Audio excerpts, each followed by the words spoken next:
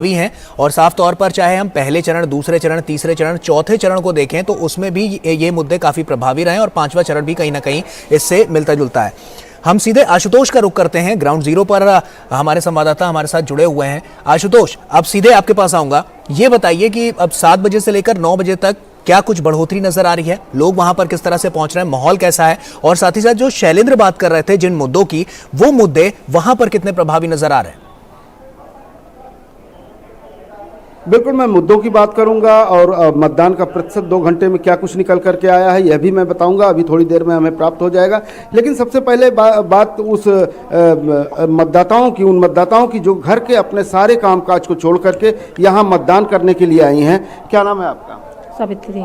सावित्री जी, घर का आज काम आपने ठप कर दिया, सवेरे मतदान केंद्र चली आई, क्या सोच कर? अच्छा, कितनी देर के लिए जाऊँ मैं? एक टाइम बता दो।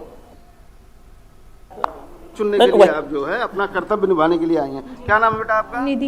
निधि, क्या सोच करके आप पहली बार वोट डालने आई हैं? नहीं, मेरा दूसरा वोट है। अच्छा, हाँ, इससे पहले एक बार वोट दे चुके हैं हम लोग।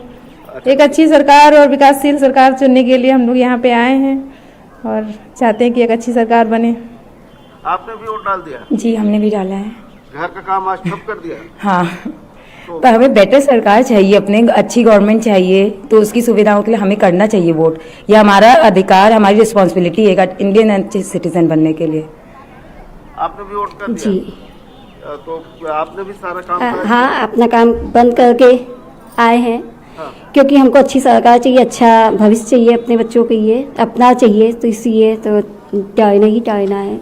और तो आप देख सकते हैं सबसे ज़्यादा, आप देख सकते हैं कि हमारे पीछे यहाँ पर मतदान केंद्र पर जो लाइन लगी है और मतदाताओं के मन में जो है, इन महिलाओं से बात करने के बाद काफ़ी कुछ स्पष्ट हो गया कि एक ऐसी सरकार जिसमें सबकी भागीदारी हो, सारे मतदाता बढ़ चढ़ करके जहाँ पर मतदान किए हों, वह सरकार एक नैतिक सरकार के गठन के लिए ये सब कटिबद्ध होकर के अपने घरों से निकल करके यहाँ पर मतदान केंद्र पर आए। और जैसा कि आपने कहा कि ये कुर्सी विधानसभा है और यहाँ पर पिछले 2017 के मतदान के ग्राफ को अगर देखा जाए तो 70% मतदान यहाँ पर हुआ था। इस चरण में सबसे अधिक मतदान हुआ था। और यहाँ पर ये जो महिलाएं हमारे साथ हैं, मैंने कई बार कहा कि घर का काम काज छोड़ करके आई हैं, बहुत आग्रह करने पर ये रुकी। किसी का बच्चा रो रहा है, किसी को जल्दी है खाना बनाने की, बावजूद इसके इन लोगों ने उन सारे कामों को रोक करके मतदान केंद्रों पर पहुंचे हैं। तो निश्चित यह मान लीजिए कि 2017 का जो मतदान का ग्राफ था वह फिर से दोहराया भी जाएगा और हो सकता है कि उसके आगे भी निकल जाए। और इसी से जो है निर्वाचन आयोग की जो है कहीं न कहीं